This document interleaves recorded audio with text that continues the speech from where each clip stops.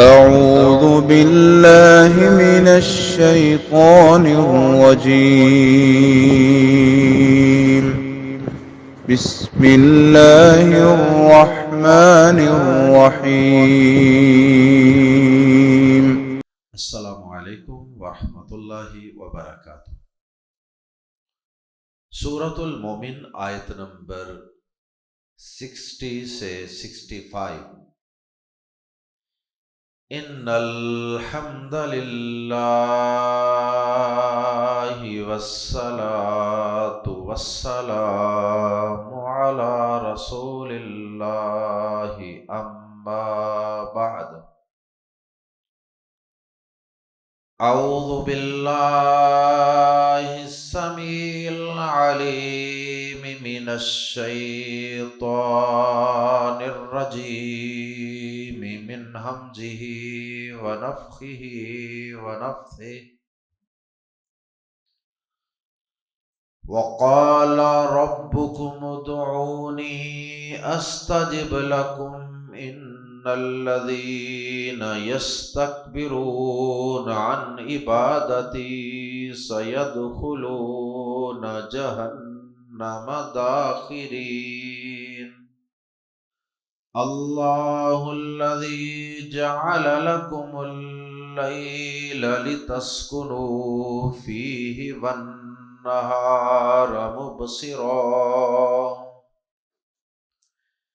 ان اللہ لذو فضل علی الناس ولکن اکثر الناس لا یشکرون۔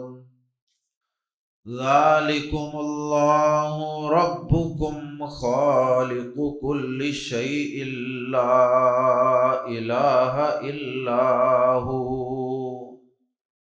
لا الہ الا هو فأنا تؤفکون۔ کذالک یؤفک الذین کانوا بآیات اللہ یجحدون۔ اللہ الذی جعل لکم الارض قرارا والسماء بناء وصورکم فأحسن صورکم ورزقکم من الطیبات۔ ذالکم اللہ ربکم فتبارک اللہ رب العالمین۔ هو الحی لا الہ الا هو فادعوه مخلصین له الدین۔ الحمد للہ رب العالمین۔ آیات زیر تفسیر میں اللہ رب العزت نے سب سے پہلے دعا مانگنے کا اپنے بندوں کو حکم دیا ہے کہ اے میرے بندو مجھ سے دعا مانگا کرو، مجھے ہر ضرورت کے وقت پکارا کرو، اور یاد رکھنا کہ یہ دعا اور یہ پکارنا یہ میری عبادت ہے۔ عبادت صرف رکوع سجدہ کرنے کا نام نہیں ہے، مجھ سے دعا کرنے اور پکارنے کا نام بھی عبادت ہی ہے۔ اور پھر اللہ پاک نے ساتھ ہی اس دعا، اس عبادت اور اس پکارنے سے اعراض کرنے والے اور تکبر کی وجہ سے، اپنے آپ کو بڑا سمجھنے کی وجہ سے اس عبادت کو نظر انداز کرنے والوں کو جہنم میں ذلیل و رسوا ہونے کی وعید سنائی ہے.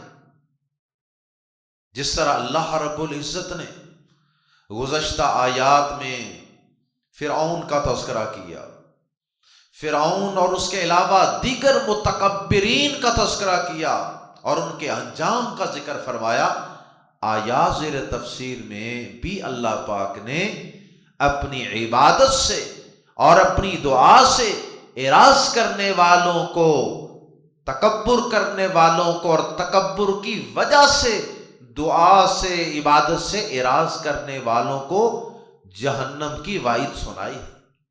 گویا کہ دعا اللہ تعالیٰ کی ایک پسندیدہ عبادت ہے. انسان جب اللہ کو پکارتا ہے، اس سے مانگتا ہے مشکل کشائی کے لیے، حاجت روائی کے لیے، اولاد کے حصول کے لیے اور رزق کی فراوانیوں کے لیے، گناہوں کی بخشش کے لیے، انسان جب اپنے رب کو پکارتا ہے تو اللہ پاک اس بندے پہ خوش ہوتے ہیں. اللہ تعالیٰ کو گویا کہ بندے کا دعا مانگنا پسند ہے.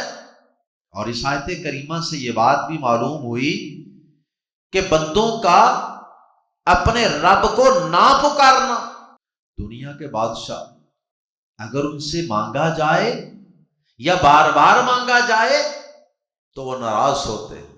اگر کوئی فقیر، کوئی مانگنے والا، کوئی بکاری اگر کسی انسان کی جو گاڑی میں بیٹھا ہوا ہے یا اپنے گھر میں بیٹھا ہوا ہے وہ بار بار آ کے دروازہ کھٹکھٹائے تو ایک عام انسان، چھوٹا سا، میرے جیسا کمزور انسان بھی بار بار کے دروازہ کھٹکھٹانے پر خفا ہو جاتا ہے کہ یہ کیا تماشا بنایا. اور واللہ انسان ہے نا، ہم انسانوں کی یہ کمزوریاں ہیں. کئی دفعہ ایسے ہوتا ہے کہ کسی دکان پہ، شاپ پہ، کسی چوک چراہے میں کھڑے ہوں، گاڑی میں بیٹھے ہوں، ایک مانگنے والا آتا ہے، وہ جاتا ہے، پھر ادھر سے دوسرا آ جاتا ہے، وہ جاتا ہے، ادھر سے تیسرا آ جاتا ہے، وہ جاتا ہے، ادھر سے چوتھا آ جاتا ہے. تو انسان کی طبیعت میں ایک بے چینی اور آوازاری سی اور ایک قسم کی اکتاہٹ سی پیدا ہو جاتی. یہ تو دنیا کے بادشاہوں اور دنیا کے مالداروں کی حالت ہے نا کہ ان سے مانگا جائے یا بار بار مانگا جائے تو اکتاہٹ محسوس کرتے ہیں، ناراضی کا اظہار کرتے ہیں، سرزنش بھی کر دیتے ہیں. لیکن اللہ پاک جو عرش عظیم کا بادشاہ ہے، جو عرش عظیم کا رب ہے، اس سے اگر نہ مانگا جائے تو وہ ناراض ہوتا ہے، وہ خفا ہوتا ہے. اور اگر تکبر کی وجہ سے نہ مانگا جائے تو پھر تو وہ جہنم کی آگ میں اللہ پاک انسان کو جلا کر اس کی سزا بھی دیتا. تو پہلی آیت مبارکہ میں اللہ پاک نے دعا کی اہمیت بیان فرمائی ہے. اور پیارے نبی صلی اللہ علیہ وسلم نے بھی جامع ترمذی کی حدیث کے مطابق آپ نے دعا کو عبادت کہا ہے، بلکہ یوں فرمایا کہ پکارنا ہی اصل عبادت ہے. حدیث کے الفاظ ہیں الدعاء هو العبادہ، دعا ہی اصل عبادت ہے. آپ دیکھ لیجئے جتنی عبادات ہیں، وضو ہے، نماز ہے، روزہ ہے، زکوٰۃ، حج، عمرہ، ہر عبادت کے اندر آپ کو دعائیں ضرور ملیں گی. یا اللہ یوں کر دے، اللہ تو میرا رب ہے، اللہ مجھے معاف کر دے، اللہ مجھے یہ عطا کر دے. تو ہر عبادت کا دعا کے ساتھ بڑا گہرا تعلق ہے. اس لیے پیارے نبی صلی اللہ علیہ وسلم نے بھی فرمایا کہ الدعاء هو العبادہ، دعا ہی اصل عبادت ہے. آئیے پہلی آیت مبارکہ قرآن مجید کے الفاظ میں پڑھتے ہیں، پھر اس سے آگے بڑھتے ہیں اگلے مضامین کی طرف. آیت نمبر 60. وقال، اور فرمایا، ربکم، تمہارے رب نے، اور تمہارے رب نے فرمایا. رب کا لفظ بول کر اللہ پاک نے یہ دلیل گویا کہ بیان فرما دی کہ آگے جس عبادت کا ذکر ہے نا، دعا کرنا، پکارنا، مانگنا، یہ صرف اور صرف اسی کا حق ہے جو تمہارا پروردگار ہے، جو تمہارا رب ہے، جو تمہیں پیدا کرنے کے بعد پالتا بھی ہے، نشو و نما بھی کرتا ہے، تمہاری ضروریات بھی پوری کرتا ہے۔ تو جب پروردگار وہ ہے تو پھر مانگنا بھی تو اسی سے بنتا ہے۔ وقال ربکم، اور تمہارے رب نے فرمایا، ادعونی، مجھے پکارو، ادعو دعا مانگو، پکارو، نی مجھے، اور مجھے پکارو، اور تمہارے رب نے فرمایا مجھے پکارو، استجب، میں قبول کروں گا، لکم، تم سے، تمہارے لیے، یعنی میں تمہاری دعا قبول کروں گا۔ استجب کا معنی قبول کرنا، میں تمہاری پکار کو قبول کروں گا، میں تمہاری دعا کو قبول کروں گا۔ یہاں اللہ پاک نے مطلقاً دعا کو قبول کرنے کا ذکر فرمایا، جبکہ سورۃ البقرہ میں اللہ رب العزت نے اس کے ساتھ کچھ شرائط بھی لگائی۔ دعا کو قبول کرنے کے ساتھ اللہ پاک نے وہاں کچھ شرائط کا تذکرہ بھی فرمایا ہے۔ سورۃ البقرہ میں اس کی تفصیل آیت نمبر 186 میں گزر چکی۔ وہاں اللہ پاک فرماتے ہیں وَإِذَا سَأَلَكَ عِبَادِي، اور جب آپ سے پوچھیں میرے بندے، عنی، میرے متعلق، فَإِنِّي قَرِيب، تو انہیں بتا دیجئے کہ بلا شبہ میں قریب ہی ہوں، میں بالکل قریب ہوں۔ اجیب دعوت الداعی اذا دعان، میں پکارنے والے کی پکار کو قبول کرتا ہوں جب وہ مجھے پکارتا ہے۔ اور اس کے ساتھ ہی اللہ پاک نے دو بڑی شرائط کا تذکرہ کر دیا کہ دعا کی قبولیت کے لیے تمہیں بھی یہ شرائط پوری کرنا ہوگی۔ فرمایا فل یستجیبوا لی ولیؤمنوا بی، اور لازم ہے کہ وہ میری بات مانے، اور لازم ہے کہ وہ بھی میری بات مانے اور مجھ ہی پر یقین اور ایمان رکھے۔ یہ دو شرائط لازمی ہیں۔ اللہ سے ہم یہ توقع رکھتے ہیں کہ اللہ ہماری باتوں کو قبول کرے، ہماری مرادوں کو پورا کرے۔ تو اللہ پاک بھی ہم سے یہ چاہتے ہیں کہ ہم بھی اللہ تعالیٰ کے احکامات کی پیروی کریں، جو اللہ چاہتا ہے ہم بھی اس کو پورا کریں، اور ساتھ یہ کہ اللہ پر ایمان بھی لائیں۔ اور جس شخص کا جتنا اللہ پر ایمان، یقین، بھروسہ پختہ اور مضبوط ہوگا، اتنی ہی اس کی دعا کی قبولیت کے امکانات بڑھ جاتے ہیں۔ یہ جو کئی بزرگ تاریخ میں بھی گزرے ہیں، موجودہ دور میں بھی ایسے کئی بزرگ موجود ہیں جن کے متعلق لوگ جانتے ہیں، ان کی بستی کے، محلے کے، ٹاؤن کے لوگ جانتے ہیں کہ یہ مستجاب و دعوات بزرگ ہیں، یہ اللہ پاک سے دعا کرتے ہیں، اللہ قبول کر دیتے ہیں۔ اللہ اکبر۔ ان میں کیا خاص بات ہوتی ہے؟ ان میں یہی خاص بات ہوتی ہے کہ ان کا ایمان اللہ پر، ان کا یقین اللہ پر، دعا کی قبولیت کا یقین بڑا پختہ ہوتا ہے، اور وہ اللہ کی نافرمانیاں نہیں کرنے والے ہوتے، بڑے متقی، پرہیزگار ہوتے ہیں، اس لیے اللہ تعالیٰ ان کی اکثر دعائیں قبول فرما لیتا ہے۔ آگے اللہ پاک نے فرمایا کہ ثابت ہوا کہ جو لوگ اللہ کے علاوہ کسی اور کو مشکل کشائی کے لیے، حاجت روائی کے لیے پکارتے ہیں، وہ اس کی در حقیقت عبادت کر رہے ہوتے ہیں، بے شک وہ یہ سمجھتے رہیں اور یہ کہتے رہیں کہ جی ہم تو کسی اور کی اللہ کے علاوہ عبادت نہیں کرتے۔ وہ یہ سمجھتے ہیں کہ عبادت کا مطلب صرف نماز پڑھنا ہوتا ہے، رکوع سجدہ قیام کرنا ہوتا ہے، لیکن پکار ہو رہے ہوتے ہیں یا فلاں مدد فرما، یا فلاں میری کشتی کا بیڑا پار کر دے، میری ڈوبی ہوئی کشتی کو تار دے، میری کھری قسمت کو، میری کھوٹی قسمت کو کھڑا کر دے۔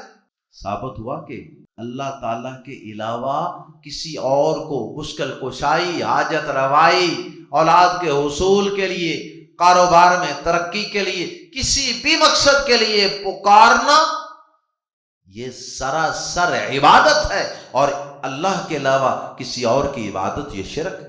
ان الذین، بے شک وہ لوگ جو یستکبرون، تکبر کرتے ہیں، ان عبادتی، میری عبادت سے، بے شک وہ لوگ جو میری عبادت سے تکبر کرتے ہیں۔ اب پیچھے کیا کہا تھا؟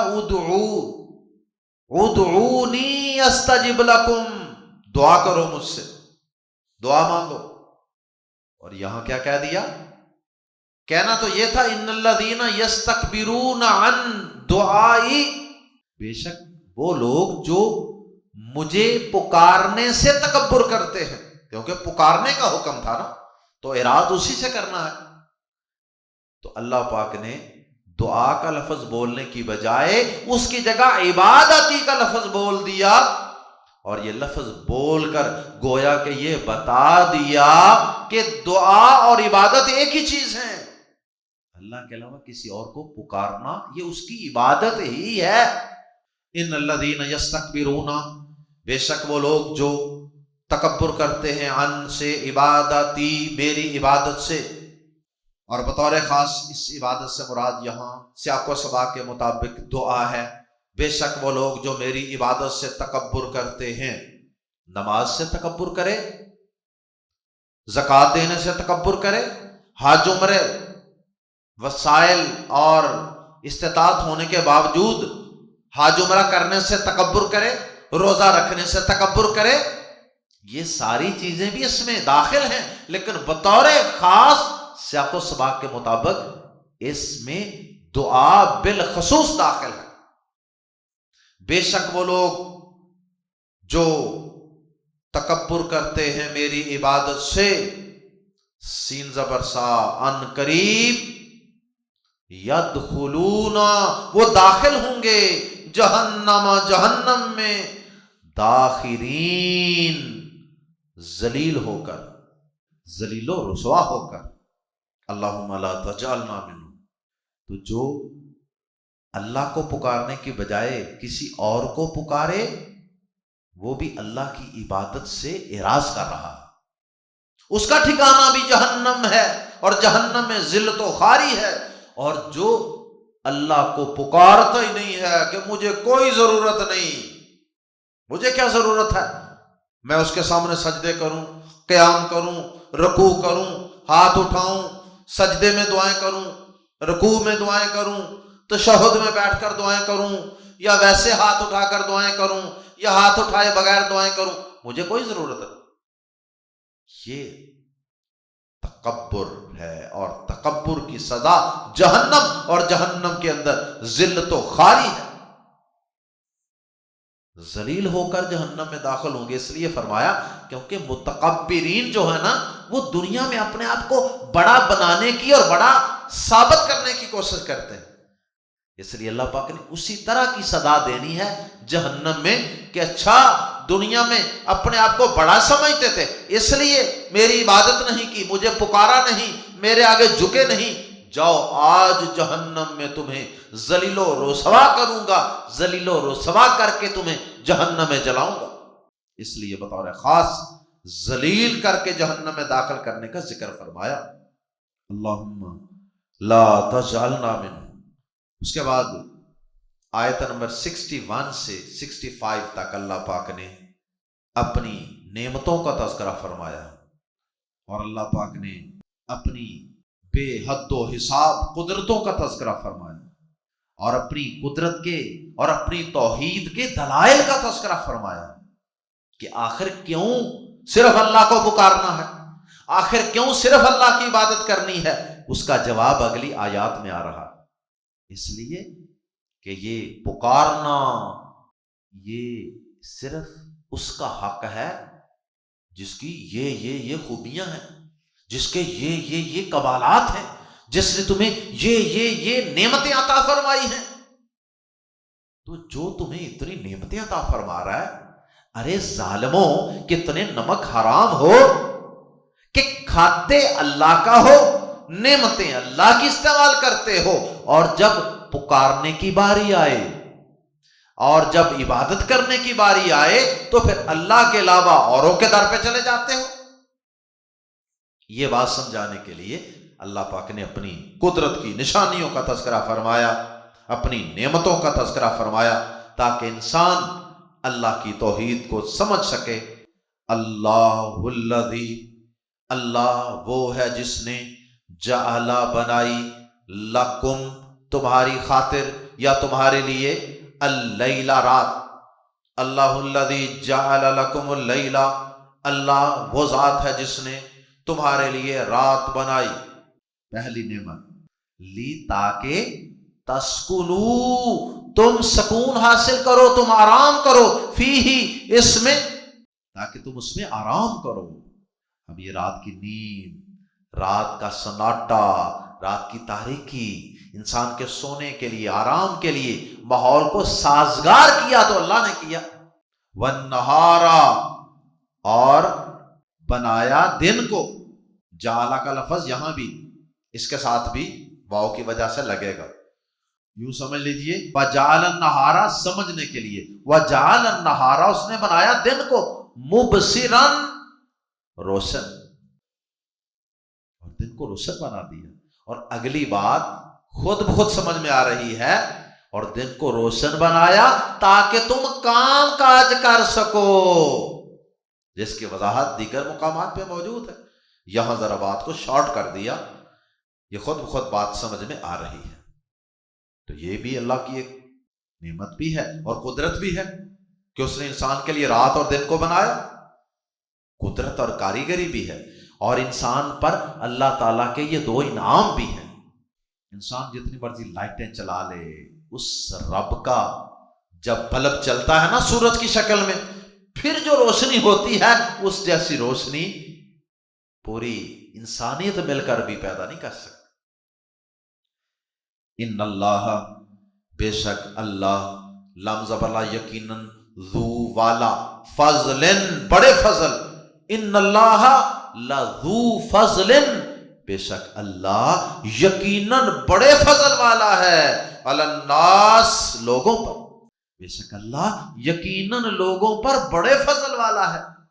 فضل کی دو زیریں تنوین، اس کی وجہ سے ہم ترجمہ کر رہے ہیں بڑے فضل والا، بے شک اللہ یقیناً لوگوں پر بڑے فضل والا ہے، اس کے بڑے انعامات، بڑی مہربانیاں ہیں۔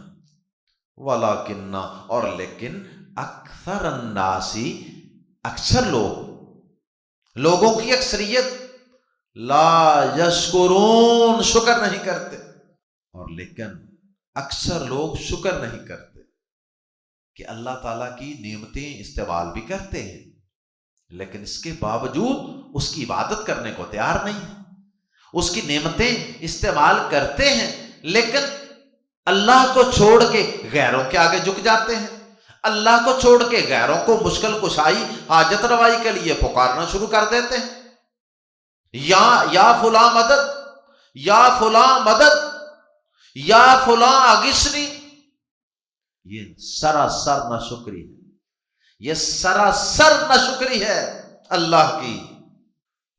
ذالکم اللہ، یہی اللہ ہے، ذالکم مبتدا ہے، سٹارٹنگ نون، اور آگے اس کی خبر، اس میں جلالہ، اللہ پاک کا اسم مبارک اللہ، یہ خبر ہے، اور خبر عام طور پہ نکرہ ہوتی ہے، لیکن اگر یہ خبر بھی معرفہ آ جائے تو پھر جملے میں حصر کا ہی کا معنی پیدا ہو جاتا ہے، اس لیے ذالکم اللہ، اس کا ترجمہ کریں گے یہی ہے اللہ، ربکم، تمہارا رب، یہی اللہ ہے جو تمہارا رب ہے، جو تمہارا پروردگار ہے۔ خالقو، پیدا کرنے والا ہے، کل شیء، ہر چیز کو، ہر چیز کو پیدا کرنے والا ہے۔ ذالکم، یہ اگرچہ اس میں اشارہ بعید ہے، دور کے اشارے کے لیے استعمال ہوتا ہے، لیکن یہاں یہ قریب کے لیے استعمال ہوا، اور قریب کے لیے دور کا اشارہ جب استعمال کیا جائے تو اس چیز کی جس کے ساتھ یہ استعمال کیا جائے اس کی شان و عظمت اور بڑائی بیان کرنا مقصود ہوتا ہے. جیسے قرآن مجید کے آغاز میں ہے نا، ذالک الکتاب، ھذا الکتاب نہیں کہا، کتاب تو پاس ہے ہمارے، لیکن ھذا الکتاب کی بجائے ذالک الکتاب کہنے سے اس کتاب کی عظمت اور شان و شوکت میں اضافہ مقصود ہے. اسی طرح یہاں بھی اللہ پاک نے اس میں اشارہ قریب استعمال نہیں کیا، بلکہ ذالکم اللہ، یہی ہے اللہ، ربکم تمہارا رب، خالق کل شیء. آگے پھر اللہ پاک نے کئی خبریں بیان کی ہیں، کئی اپنی صفات اور اپنے کمالات کا تذکرہ کیا ہے جو اس کے رب ہونے کے اور الہ ہونے کے دلائل ہیں. خالق کل شیء، وہ ہر چیز کا پیدا کرنے والا ہے. مطلب یہ صفات کسی اور میں نہیں ہے. کوئی اور ہے جو ہر چیز کو پیدا کرنے والا ہے؟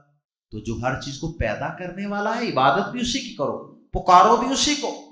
لا الہ الا ہو، کوئی معبود نہیں سوائے اس کے.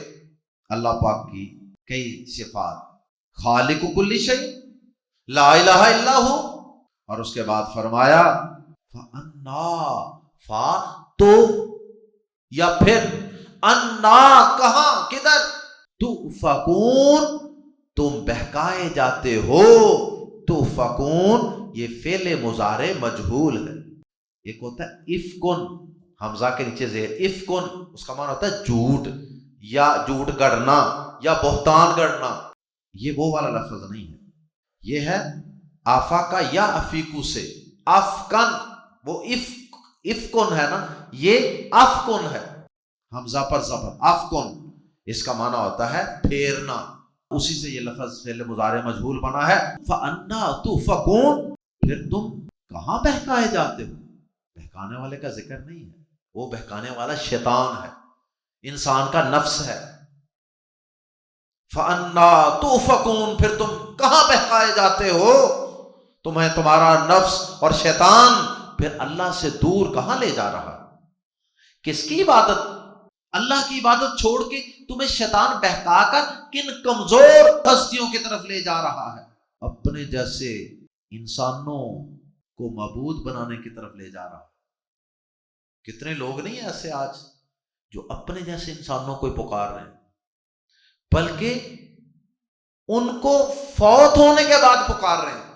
اتنے عظیم طاقتوں کے مالک اللہ کو چھوڑ کر کمزور کمزور بندوں کو، پتھروں کو، بتوں کو، درختوں کو، حجروں کو، شجروں کو، آگ کو، سورج کو، چاند کو، پتہ نہیں کس کس کو پکار رہے ہیں. اللہ پاک نے تعجب کا اظہار کیا.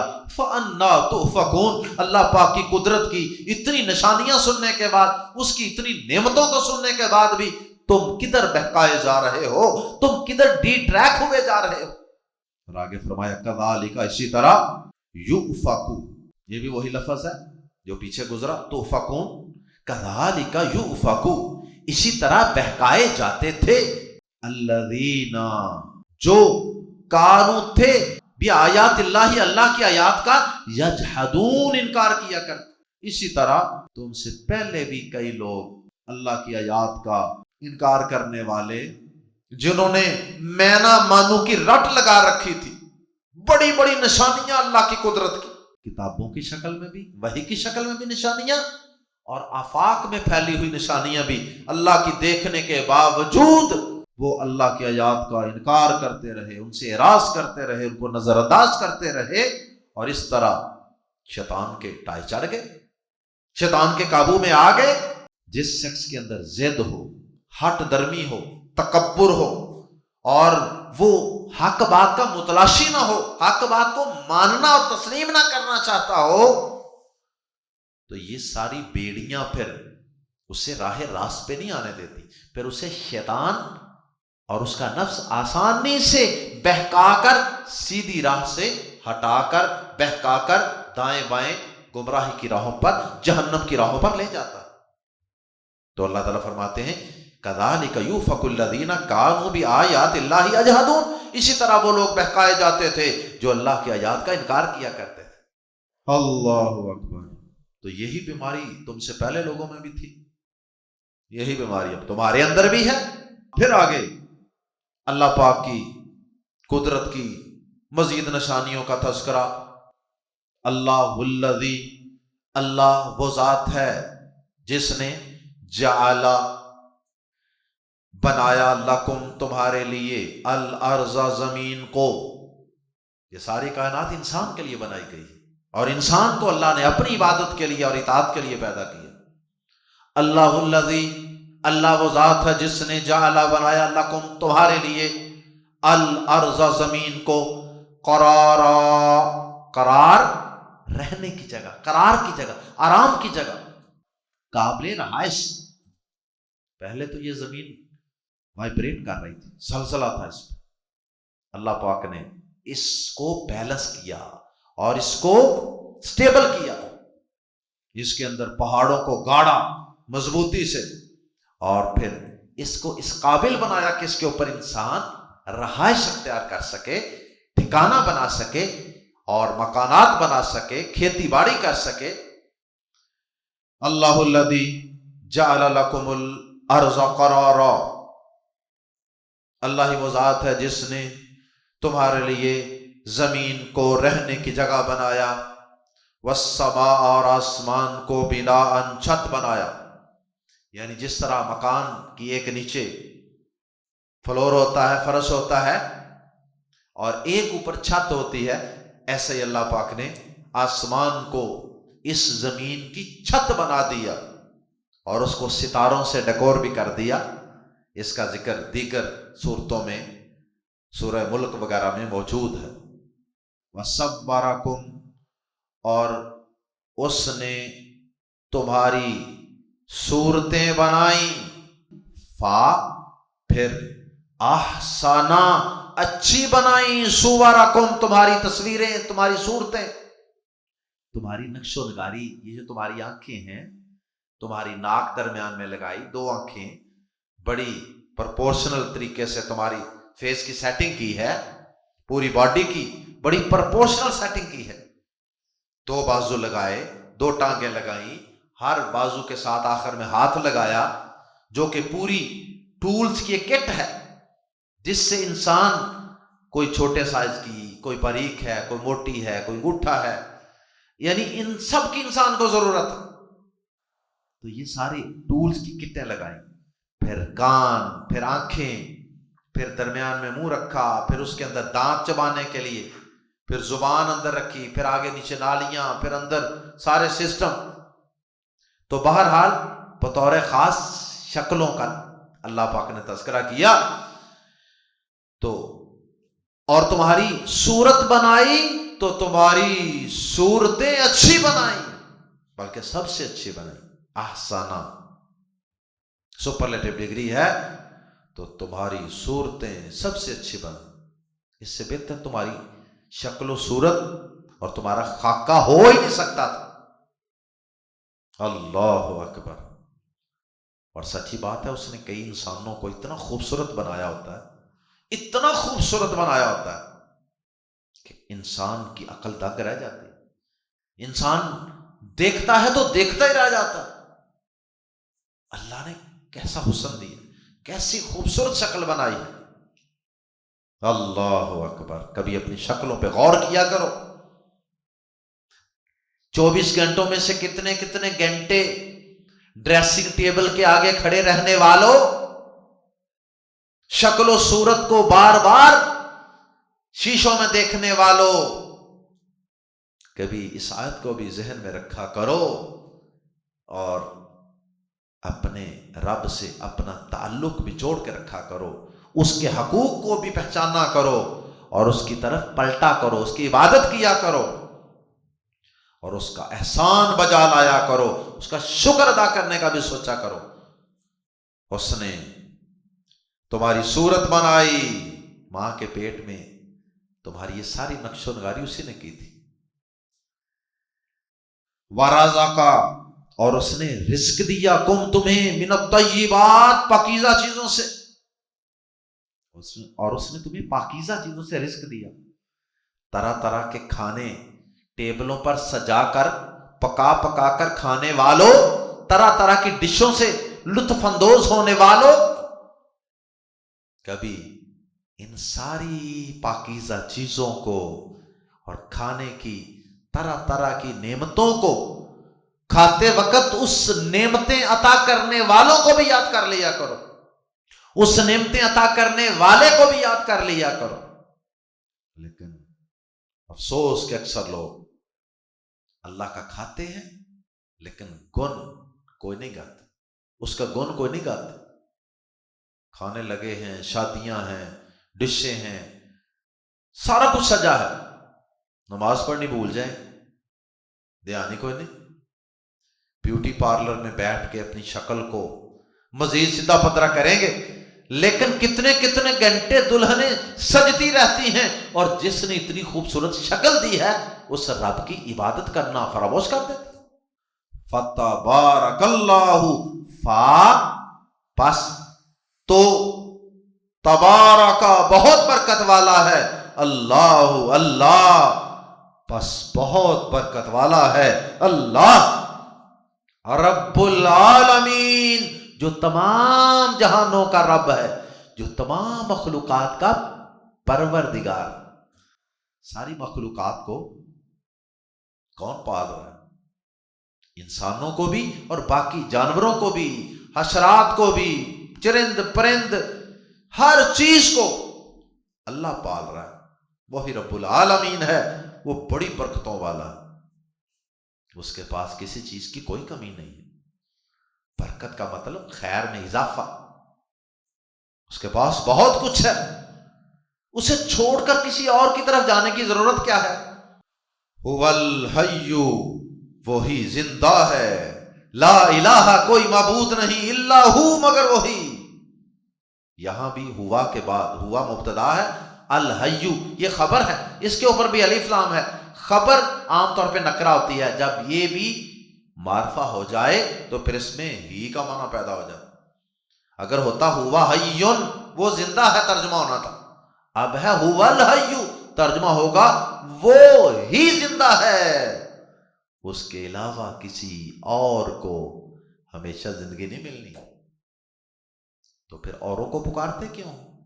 جو ہمیشہ زندہ ہے، جو یا حیو یا قیوم ہے، اس کو پکارو، هو الحی وہی زندہ ہے، لا الہ الا ہو اس کے سوا کوئی معبود نہیں۔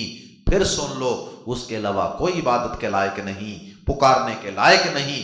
فدعو پس پکارو، ہو سے مخلصینا اس حال میں کہ خالص کرنے والے ہو، لہو اسی کے لیے، الدین دین کو عبادت کو فقط اللہ کے لیے خالص بنانے والے ہو کر اسی کو پکارو۔ اتنی تفصیل سے اللہ پاک نے مسئلہ سمجھا دیا کہ میرے علاوہ کسی اور کو نہیں پکارنا، مجھ سے مانگو، میں تمہاری دعائیں قبول کرتا ہوں۔ اللہ اکبر۔ یا تو دنیا میں فوراً تمہاری دعا کو قبول کر لوں گا، یا اس کو یوں قبول کروں گا کہ وہ دعا آخرت میں تمہارے لیے سٹور کر دی جائے، یا یہ ہوگا کہ اس دعا کی وجہ سے تمہاری کوئی اور مصیبت ٹال دوں گا۔ دعا ہر حال میں قبول ہوئی اور ہر حال میں نفع بخش ہے۔ کبھی بھی اللہ کو پکارنا، اللہ سے مانگنا، یہ رائے گاں اور ضائع نہیں جاتا۔ فَادْعُوهُ مُخْلِصِينَ لَهُ الدِّينَ پس اسے پکارو اس حال میں کہ اسی کے لیے دین کو خالص کرنے والے ہو۔ اور آخر میں اللہ پاک نے خلاصہ بیان کر دیا، الحمدللہ۔ الحمد، حمد کا معنی تعریف، اور الف لام لگ گیا استغراق کا معنی ہے الحمد، سب تعریفیں، ہر طرح کی تعریف للہ اللہ کے لیے ہے، اور رب العالمین جو تمام جہانوں کا پروردگار ہے. جہانوں سے مراد مخلوقات، جو تمام مخلوقات کا رب ہے، پروردگار ہے، ساری تعریفوں کا حقدار وہی ہے. جب سب کا پروردگار وہ ہے، سب کا رب وہ ہے، تو پھر سب تعریفیں بھی اسی کا حق ہیں. کسی اور میں کوئی تعریف نہیں. کسی اور کے گن مت گاؤ، کسی اور کو مشکل کشائی حاجت روائی کے لیے مت پکارو. یہی سیدھا رستہ ہے. اور پہلی سورت کے اندر بھی اللہ پاک نے، سورت الفاتحہ میں بھی اللہ پاک نے آغاز ہی میں یہ بات بیان فرما دی. وہی بات یہاں دہرائی گئی، الحمدللہ رب العالمین. تمام تعریف کا حقدار وہ اللہ ہی ہے. شکر اسی کا کرنا چاہیے، پکارنا اسی کو چاہیے، اس لیے کہ یہ حق صرف اللہ کا ہے جو رب العالمین ہے. سبحانک اللہم و بحمدک اشہد ان لا الہ الا انت استغفرک و اتوب الیک.